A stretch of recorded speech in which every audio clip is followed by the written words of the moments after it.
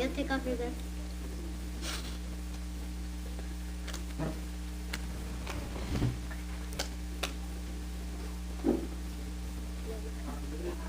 Okay.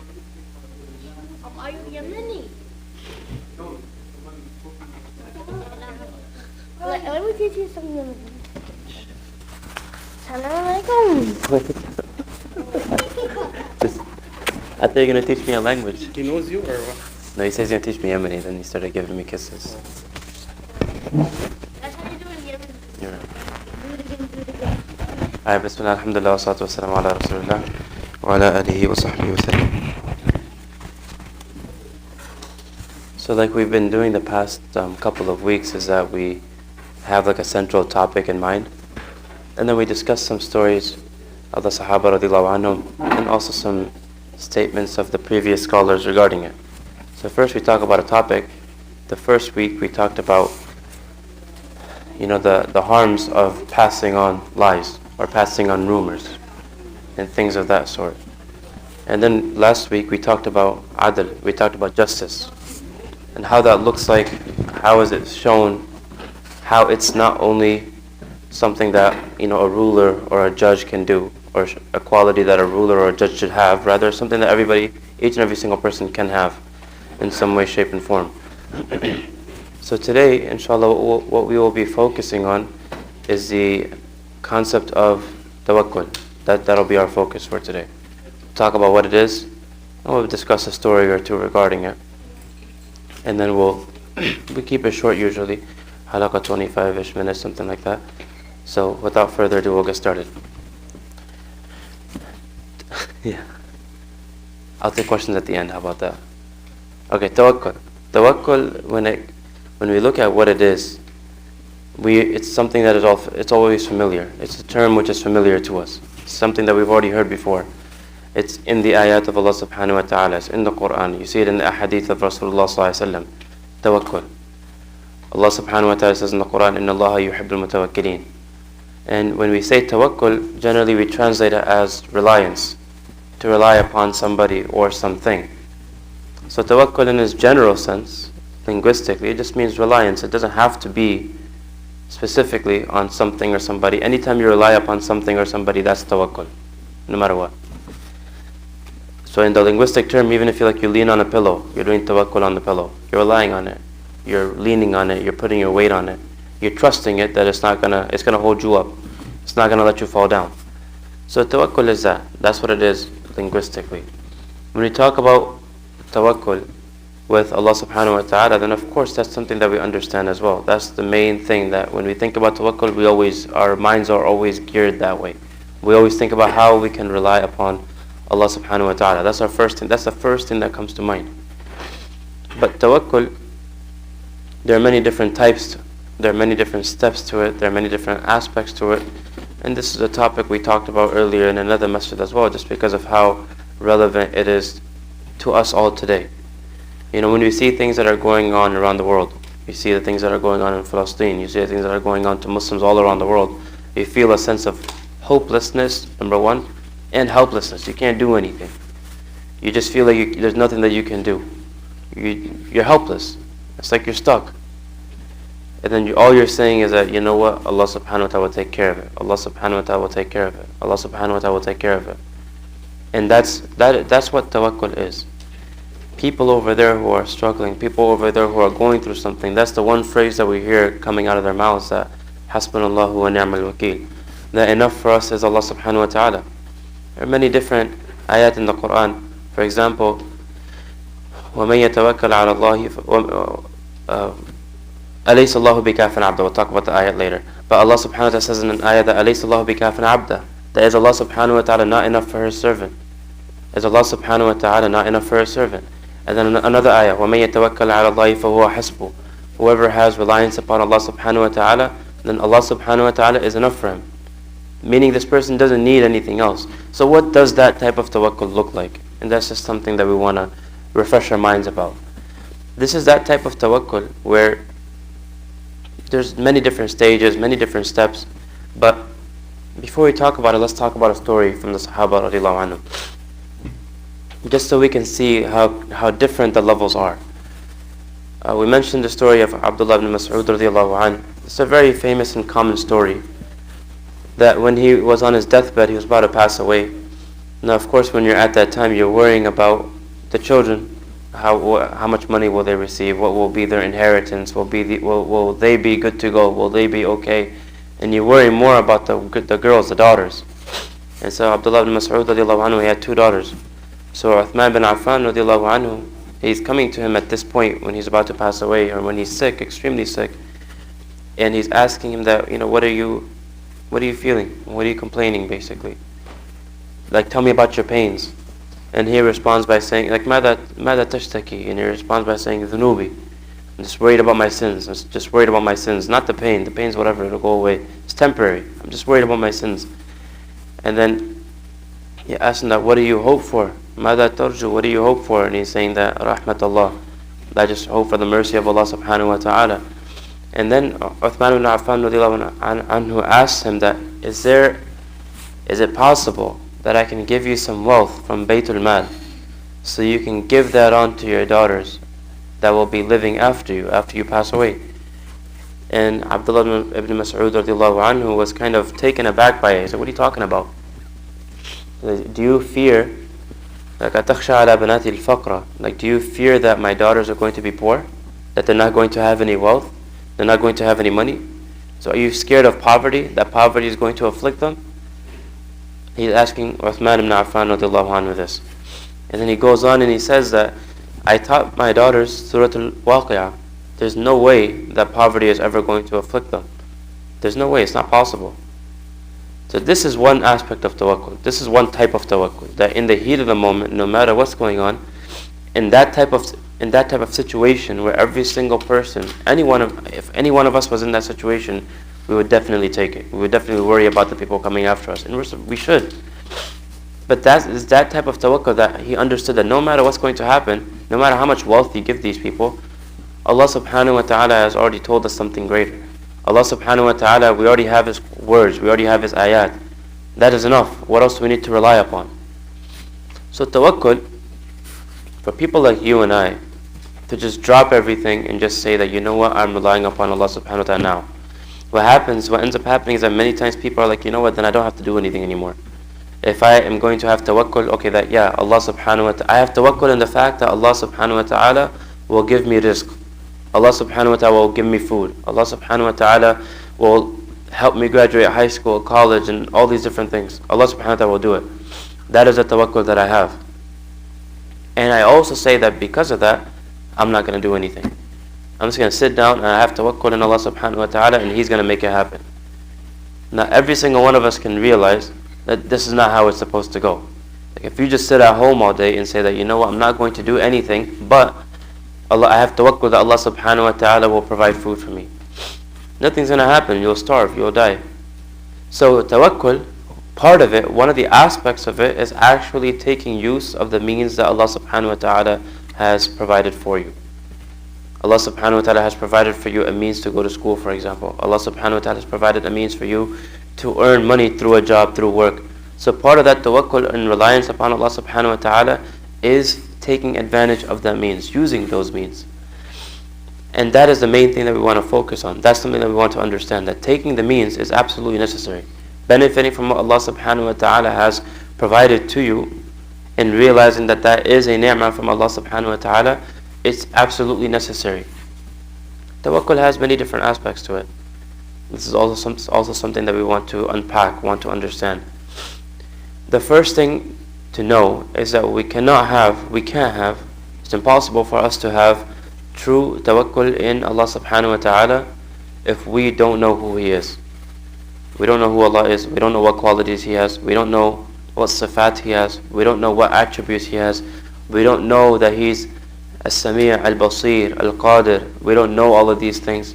So if we don't know all of them, or if we just know them, we just heard about it, but we haven't really studied it, we haven't really tried to understand it deeply, we haven't really tried to make a connection between us and Allah subhanahu wa ta'ala, then you can't have proper tawakkul in Allah. You'll be like, okay, you know what, I have tawakkul in Allah, but just in case, etc., etc., etc. Just in case this and that.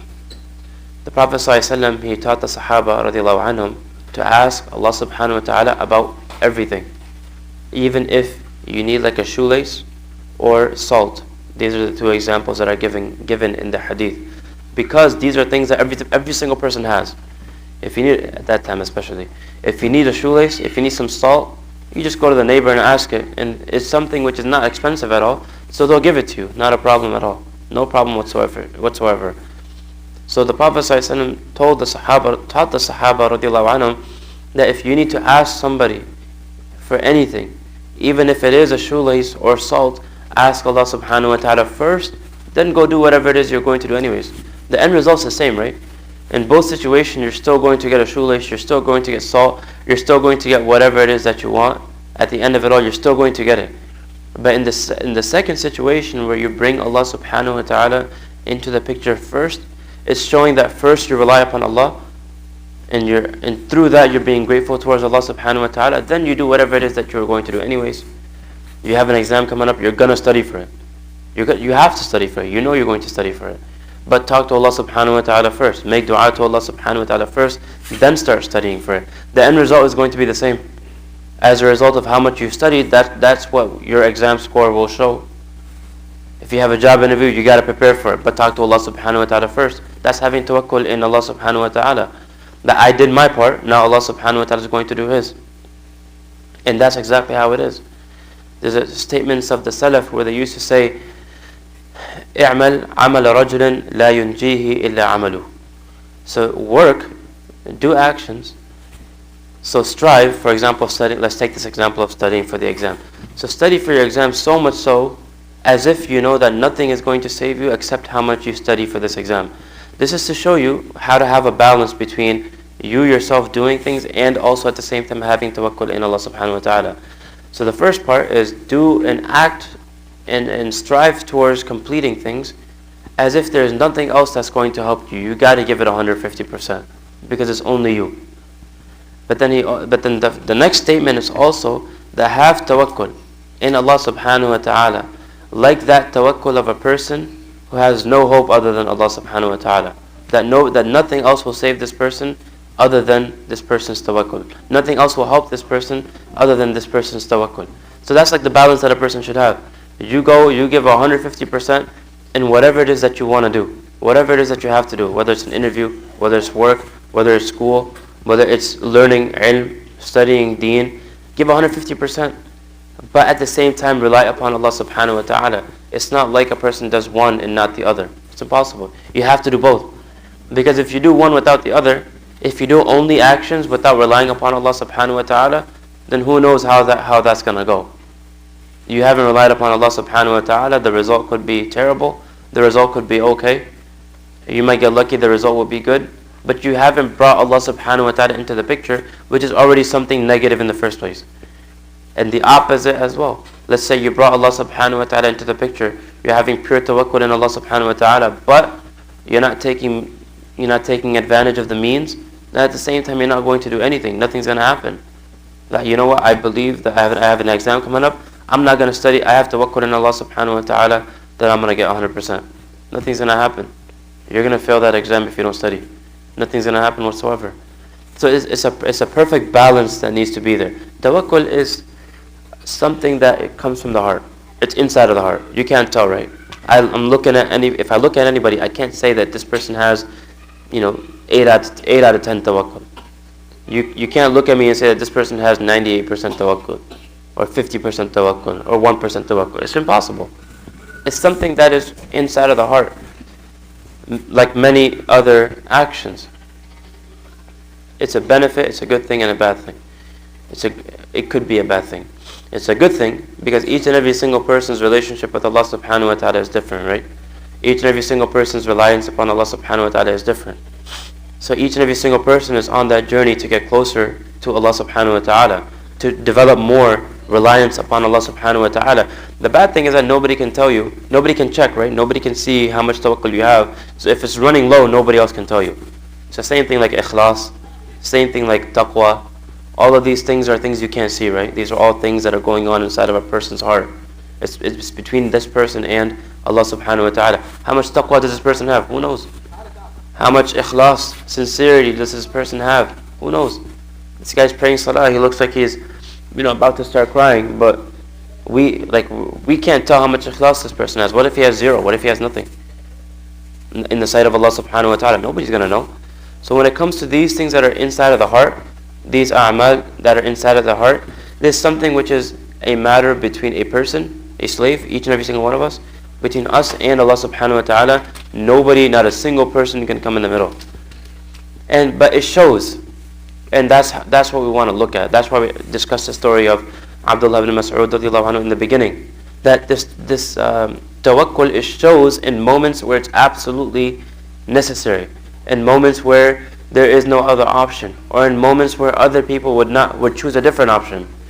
There's another story of Ali ibn Abi Talib radiallahu anhu, where he was once going out to pray at night, and Sahaba radiallahu anhum, they were like, Ali radiallahu anhu is about to pray, let's go and just protect him just in case. We'll just be with him, we'll follow him just in case. For protection, it's nighttime, they don't have any lights or anything like that, enemies are all around, people who want to cause Muslims harm are all around. So they're like, from our own selves, Ali radiallahu anhu never asked us, but let us just go and protect him. Like, just watch him from far away, just in case. Ali radiallahu anhu, he prayed whatever he wanted to pray, and then when he was turning away, when he was getting up and walking away, he sees these Sahaba, he sees these people, and he asks them that, what are you guys doing here? What's happening? What are you guys doing here? And the people responded by saying that, we saw you going out at night, it's unsafe, we just wanted to be here to protect you just in case anything happens. And Ali radiallahu anhu was like, are you guys here to protect me from who? Who are you guys here to protect me from? Min ahli samai or min ahli al-ard? From the people in the sky or from the people on the earth? And they're answering very clearly.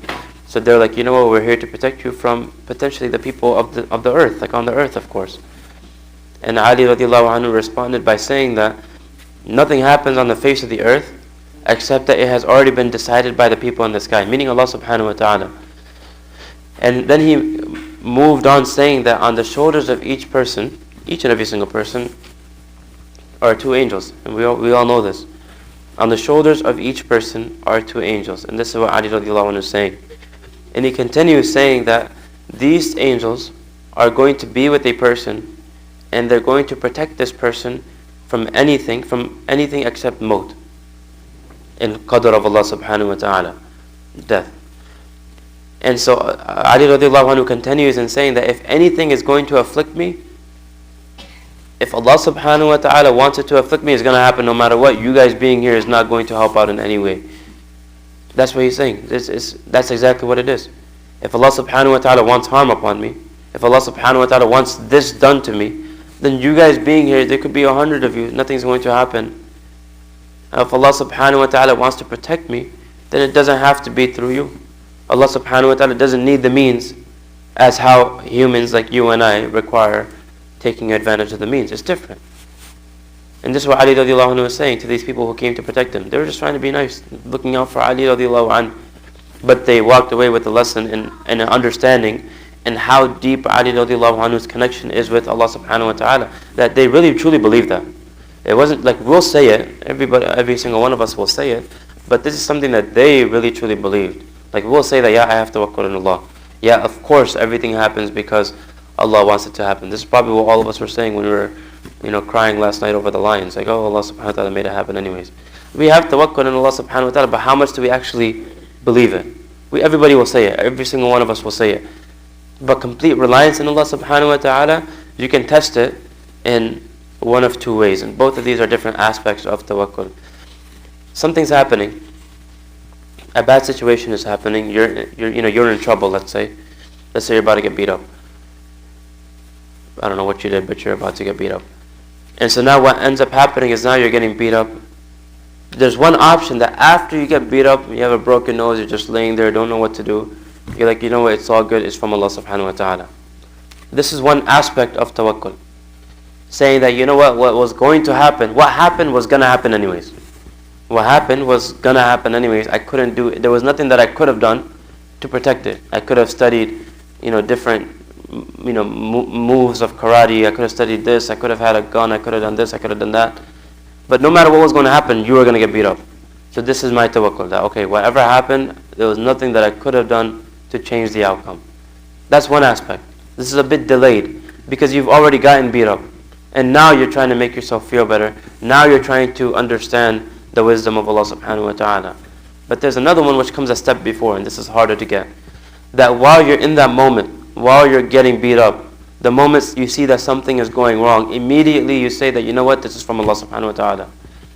This is from Allah subhanahu wa ta'ala. Another example could be that of a car. You're driving in a car, it's icy outside, you spin out. Your car hits ice and now you're about to like roll over into a ditch. The moment you land inside of that ditch, after that you're like, you know what, alhamdulillah, khair, from Allah subhanahu wa ta'ala. That's option A. Option B is that while you're spinning out, you know what, it's from Allah subhanahu wa ta'ala anyways. This was a type that the Sahaba radiallahu anhum had. But it's not limited only to the Sahaba radiallahu anhum. You see people nowadays having it too. So tawakkul is something which is built. Understand that, guys. Tawakkul is something which you got to go through a process to get it. It's not like you just sit here, come to the masjid, and immediately your tawakkul is built up and up and up. You're going to be tested. You're going to be presented with certain situations. You may Allah protect everybody, but these situations will come. Your car will spin out, your car will skid out. Maybe you'll trip, maybe you'll fall. What do you do? In the heat of the moment, that's your test. If you act properly, your level of tawakkul increases. If you remember Allah subhanahu wa ta'ala right away, you'll see that your level of tawakkul is increasing. But these situations are necessary for a person to go through. People ask now, why do I go through tough situations? Another question that people ask is that, there's a hadith of the Prophet sallallahu alaihi wasallam that the people who will go through the most are those who are closest to me, and then those who are closest, then those who are closest. Ashaddu bala'an al-anbiya, thumma al-amthal fal-amthal, right? It's a hadith of the Prophet sallallahu alaihi wasallam. So people ask that, okay, if this is the case, if the more I try to get closer to the Prophet sallallahu alaihi wasallam, I'm going to be tested more, then why would I try to do that? Why would I try to get closer to the Prophet sallallahu alaihi wasallam then? Because that means that more tests are going to come. The answer is, from the many answers that are there, is that when you try to get closer to Allah subhanahu wa ta'ala, when you try to get closer to Rasulullah sallallahu alaihi wasallam, you got to be tested. It has to happen. And Allah subhanahu wa ta'ala, He mentions that in the Quran. He says, أَحَسِبَ النَّاسُ أَن يُتْرَكُوا أَن يَقُولُوا آمَنَّا وَهُمْ لَا يُفْتَنُونَ. Do people think that all you got to do is say, I believe in Allah subhanahu wa ta'ala, and then you're good to go? They're not going to be tested? You're definitely going to be tested. You say you have tawakkul, show it, prove it. Here's the situation. You failed your exam, now what? You didn't get into the school that you wanted to, now what? You didn't get the promotion that you've been working for, now what? You're having money issues, now your car broke down, now what do you do? These situations have to come so that you can prove to Allah subhanahu wa ta'ala that, you know what? I'm built in a different way. I want to say it like that.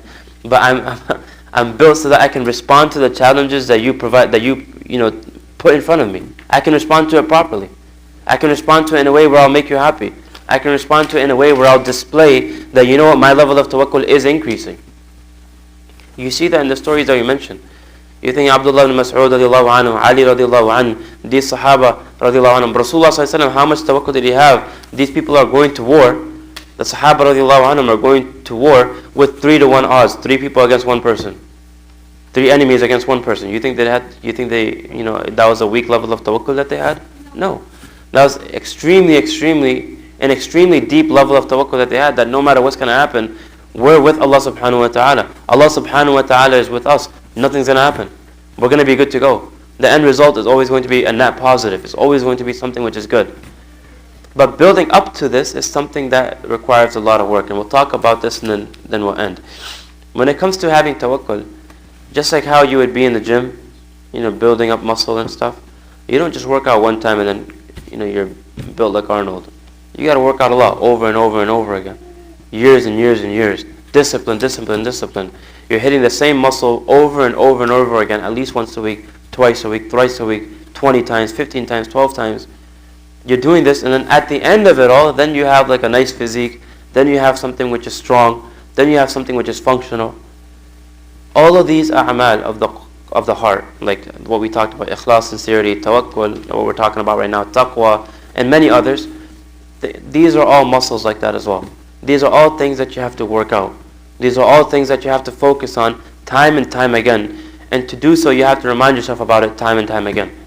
When situations are presented to you, you have to react to it properly. The first thing is dua. There's a dua from the Salaf where he made dua to Allah subhanahu wa ta'ala. I believe it was Sa'id ibn Jubair rahimahullah, where he says that, make this dua, Allahumma inni as'aluka sidqa tawakkuli alayk wa husna dhanni bik. That, oh Allah subhanahu wa ta'ala, I ask you for sidqa tawakkul, like the truest form of tawakkul upon you, the truest form of reliance upon you, O Allah, wa husna dhanni bik. And O Allah subhanahu wa ta'ala, allow me to also understand that husna dhan, like I know that whatever it is that you do is definitely going to be good for me. And tawakkul and husn al-dhan in Allah subhanahu wa ta'ala go hand in hand. Imagine you're having money problems over and over and over again. You can't keep it. You got fired from your job. You got tested from this. You got, people need money. People need help. You have no money whatsoever. Now all of a sudden your car broke down. And now all of a sudden, not just did your car break down, you need to buy a whole new car. But your car is not functionable whatsoever. You're just tired, man. You have no more money anymore. You've been spending it to help people. You've been spending it to help other people in need. Now, if you don't have husn al-dhan in Allah subhanahu wa ta'ala, meaning, if you don't believe that whatever situation is presented to you by Allah subhanahu wa ta'ala is definitely a good situation, then your tawakkul is going to run out. You're going to be like, man, I did so much for Allah subhanahu wa ta'ala, and now I'm tested like this. For what? What's the purpose now? But this is a negative way of thinking, and this is how shaitan can twist a person's mind. So tawakkul goes hand in hand. You need to have tawakkul combined and paired with the realization and the understanding that no matter what is thrown your way, you can always find a positive in that situation. Let's say that you're going through tough situation after tough situation, and then somehow somebody very close to you passes away. Now what? If you don't have tawakkul, or if you have tawakkul but no husn al-dhan, or if you have husn al-dhan but no tawakkul, you need both of them. You need both of them so that you're able to move on from that. Or look at inside of that incident, look for the hikmah of Allah subhanahu wa ta'ala. Why did this happen? Maybe Allah subhanahu wa ta'ala is trying to teach me patience. Maybe Allah subhanahu wa ta'ala is trying to bring me closer to Him. Maybe Allah subhanahu wa ta'ala is doing this. Maybe Allah subhanahu wa ta'ala is doing that. So this perspective, this ideology and this mindset is not going to come like immediately. Like if something happens, you guys can gauge it for yourselves. When something bad happens and you're surprised by something, think about like the first words that come out of your mouth. Are they good words? Is it a good thing? Is it something that I'd be proud to say? Is it something that I would say in the masjid? You stub your toe, you're in immense pain. What do you say? The moment it happens, what do you say? Do you stay silent? Do you bite your tongue? Or do you start saying bad words? What is it that you say? These are the small moments that will train you. You stubbing your toe on the wall, that's a moment that you're being trained in having tawakkul on Allah subhanahu wa ta'ala. That's a moment that you're being trained in having sabr. Shows Allah subhanahu wa ta'ala that you're capable of holding your tongue. Show Allah subhanahu wa ta'ala that you're capable of understanding that, there has to be something positive in that pain that I just went through. Perhaps I went through that pain just so that Allah subhanahu wa ta'ala could wipe away some of my bad deeds. It's very possible. So if you look at it from those lens, in every single situation that you're in, you will always see that there is something positive there. Always. So the first thing is dua. Dua is the first thing that we talked about. You got to make dua to Allah subhanahu wa ta'ala to bless you with tawakkul. Each and every single one of us needs to make dua to Allah subhanahu wa ta'ala for sidqat tawakkul. We need to have proper reliance upon Allah subhanahu wa ta'ala. Once we have proper reliance in Allah subhanahu wa ta'ala, that'll entail everything, that'll include everything we talked about. Having husn al-dhan in Allah subhanahu wa ta'ala, having full reliance upon Allah subhanahu wa ta'ala while something is happening, and after that something has already happened and passed by. And then also understand that when it comes to tawakkul, there are different levels. We discussed it already, so I'll just recap it. There's one level which is that after something has happened, you take a step back and you say, after something happened, you take a step back and you say that, this was from Allah subhanahu wa ta'ala. قَدَّرَ اللَّهُ مَا شَاءَ فَعَلَ, right? That whatever Allah subhanahu wa ta'ala wanted, it happened. So I'm okay with it. That's one way, that's one level. And that's a good level to reach at. If we're not there yet, if after we fail an exam, if after something happens, if after we didn't get what we wanted, we're just mad about it, we're just sad about it, we're saying, why Allah, why this, why that? This is the level that you want to reach at. That take a step back, relax, be quiet, and understand that, this is from Allah subhanahu wa ta'ala. There has to be, let me find a good situation out of it. That's my job. And then the second level, which is the level that we want to reach at, is that whenever we're going through something, while we're going through it, we realize that, this is from Allah subhanahu wa ta'ala. It has to be something which is good. It has to be something which is good. Let's say I'm fighting for something for a long period of time. I'm talking to my parents about it, I'm talking to my friends about it, I'm talking to my siblings about it for a long period of time, and I didn't get it. Now, you are in control of how you react to the situation. Understand that, guys. You're in control in how you react to each and every single situation. And the reaction should always be, if you have a tawakkul in Allah subhanahu wa ta'ala, the reaction will always be positive. It has to be, no matter what. Even in the example that I gave you guys, that you have no more money, you're utterly broke, now you need to buy a new car, you will always find the positives in that situation. Perhaps we can't think of any right now. You'll find it out later. And so what we're trying to get at, the understanding rather, what we're trying to get at, is that you need these situations to come up. You need to be tested through conditions, so that you can prove yourself to Allah subhanahu wa ta'ala. It's a statement as well, right? Ustuqillaha yasduqka. Like, be truthful to Allah subhanahu wa ta'ala. Allah subhanahu wa ta'ala will be truthful to you. So you'll be truthful to Allah subhanahu wa ta'ala in saying, like, let's say that I say to Allah subhanahu wa ta'ala, you know what, Allah, I have tawakkul upon you. I fully rely upon you. You're definitely going to be tested, no matter what. Umar radiallahu anhu was tested. Umar radiallahu anhu made dua to Allah subhanahu wa ta'ala that he wanted to pass away as a shaheed, as a martyr, in the city of Rasulullah sallallahu alaihi wasallam, in Medina. That's extremely, extremely difficult. No wars happen there. How else would you become a shaheed? But he was truthful to Allah subhanahu wa ta'ala, and Allah subhanahu wa ta'ala fulfilled his desire, fulfilled his want, and fulfilled his craving, which is that he wanted to be buried as a shaheed in Medina. And that's exactly what happened. So you got to be truthful to Allah subhanahu wa ta'ala when we say, each and every single one of us needs to be truthful to Allah subhanahu wa ta'ala when we say that I have tawakkul upon you. I want to be from the mutawakkilin, the people who rely upon Allah subhanahu wa ta'ala, so that we could be from the people of the ayah, that inna Allah yuhibbul mutawakkilin, that Allah subhanahu wa ta'ala loves those who have tawakkul, who have full reliance upon Allah subhanahu wa ta'ala. Understand that there are levels. Like I said, we mentioned it before, it's a muscle thing. It's something which is hidden. You can't see it. Nobody else can see it. I can't see inside of you. You can't see inside of me. So this is something that is constantly going to go up and down. Your tawakkul at times may be very high. Sometimes it may be very low. You want to find the balance. Like how it is with everything in life. Rasulullah sallallahu alaihi wasallam, he mentioned, and we'll end with this. Rasulullah sallallahu alaihi wasallam, he mentioned that al-imanu yazidu wa yanqus, right? Iman goes up and down. Iman, it goes up and down. You go to Haram, you go to Mecca, you go to Medina, you're close to the Prophet ﷺ, your Iman is definitely going to be flying. You're going to be soaring. And then you come back here and then your Iman goes down a little bit. Or let's say you stay there for an extended long period of time, then your Iman is going to start going down because you start taking everything for granted.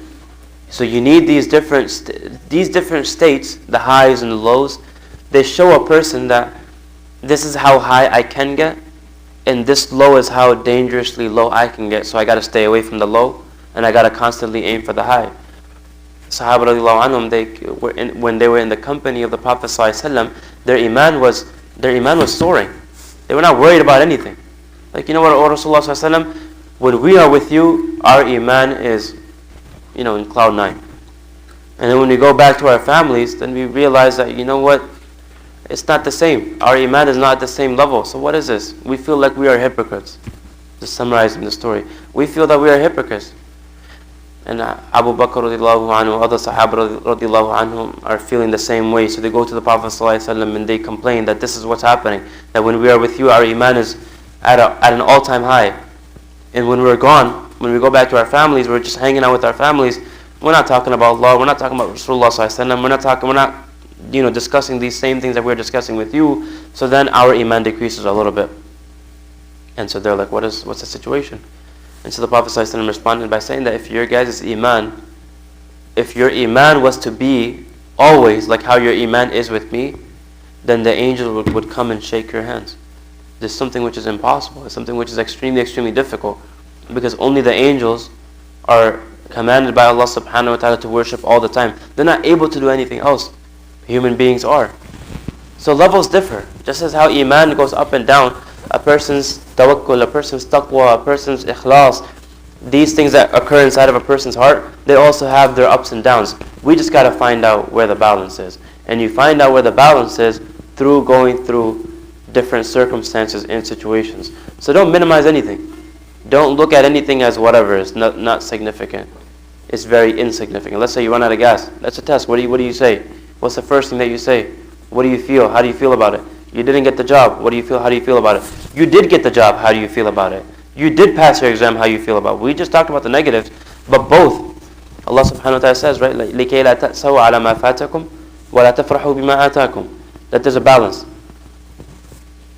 That you can't be overly sad about something that has passed you by. That you wanted something and that you just didn't get it. لَا تَأْسَوْا عَلَى مَا فَاتَكُمْ. You're not supposed to be sad about that which has already passed by you. It was never meant for you in the first place. وَلَا تَفْرَحُوا بِمَا آتَاكُمْ. Don't be so happy, don't be so overjoyed about what's coming to you. You got that promotion? Say alhamdulillah. Don't be extremely overjoyed about it. Because you don't know if that's something which is good for you or not. You don't know if that's another test for you. So it's always a balance. Islam and every single thing about it is always about finding that balance. For the Sahaba radiallahu anhum, that level of balance or the standard of balance was much higher than the one that we have today. And that's the realization of that is just something that we want to walk away with. So we ask Allah subhanahu wa ta'ala to, adorn us and purify us with this quality of tawakkul in Allah subhanahu wa ta'ala, and husn al-dhan in Allah subhanahu wa ta'ala. And we ask Allah subhanahu wa ta'ala to make us from the mutawakkilin. Subhanallah bihamdi, subhanakallahumma bihamdik, nashhadu an la ilaha illa anta nastaghfiruka wa natubu ilayk. Jazakumullah khairan, guys. Abu Zubair, you got some snacks for these guys? There we go. We got some snacks for these guys. They look like they're off-brand, guys, but they are people who don't support Israel, alright? So you guys gotta thank Abu Zubair. I don't know where he finds these things, but it's good stuff. Alright, you guys. Assalamualaikum warahmatullahi wabarakatuh.